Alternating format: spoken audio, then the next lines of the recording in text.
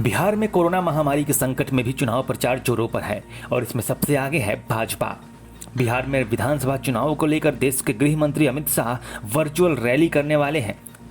Rally कैसी है, इसका क्या असर हुआ, इस पर विस्तार से चर्चा करेंगे। लेकिन फिलहाल जो बिहार की राजनीति में कोरोना के समानांतर चल रहा है वो है पोस्टर वॉर। भाजपा जेडीयू गठबंधन यानी राजद यानी राष्ट्रीय जनता दल पर निशाना साधा है अपने पोस्टर के जरिए। आपको बता दें कि 7 जून को बिहार में केंद्रीय गृह मंत्री अमित शाह की वर्चुअल रैली होनी है और जाहिर सी बात है कि इसके आगामी चुनाव के उद्देश्य भी निर्धारित होंगे। राजद की तरफ से इस रैली के जवाब में थाली बजाने का आह्वान किया गया, जो कि देश में कोरोना के लॉकडाउन के दौरान फैली बेरोजगारी और गरीबी के लिए थी। राजद ने इस पर चुटकी ली है। लालू प्रसाद यादव, पूर्व सांसद शहाबुद्दीन और विधायक राजवल्लभ यादव पर एक पोस्टर शेयर किया है और लिखा है कि कैदी बजा रहा है थाली, जनता बजाओ ताली। पॉलिटिकल पार्टियों को अपने नेताओं के दागदार छवि से खुद को अलग कर लेना चाहिए था, वरना विपक्षी वक्त बेवक्त ऐसे ही मजे लेकर निकल जाते हैं। खामियाजा संबंधित पार्टी को भुगतना पड़ता है।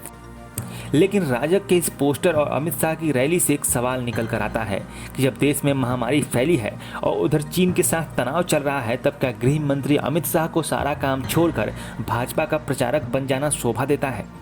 क्या भाजपा बताएगी कि इस वर्चुअल रैली में कितना खर्चा हुआ है? पीएम केयर फंड के हिसाब किताब पर तो अभी भी सवाल उठ ही रहे हैं। एक तरफ देश में गरीब मजदूरों को दी जाने वाली सब्सिडी को उसको बतौर एहसान गिनवाकर ट्रेन का किराया तक वसूला जाता है, तो दूसरी तरफ महामारी में चुनाव प्रचार और वर्चुअल रैली के लिए करोड़ों फूंका जाता है। ये कैसी फिक्र है जो जनता को ही समझ में नहीं आ रही।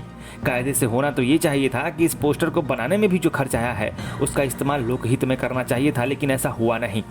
मुश्किल घड़ी में दूसरों को राजनीति ना करने की सलाह देने वाले खुद राजनीति की हदें पार कर रहे हैं। राष्ट्रीय जनता दल के लिए सोचने का वक्त है।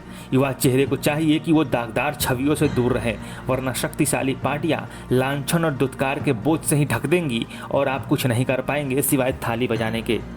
हालांकि थाली बजाने की शुरुआत मोदी जी ने ही की थी और आपको बता दें कि कोरोना का संक्रमण देश में 2.5 लाख के आंकड़े को पार कर चुका है। मरेगा कौन? मरेगा गरीब, मरेगा मजदूर, मरेगा किसान, मरेगा। बार-बार आपको देख रहे हैं, वहीं कुछ खराब। इसका जिम्मेदारी कौन लेगा? तो दोस्तों, अपने क्षेत्र अपने शहर की खबरों से जुड़े रहने के लिए हमारे channel Prakashvani the prime opinion को सब्सक्राइब करें, ताकि आपको अपने मतलब की खबर मिले सबसे पहले।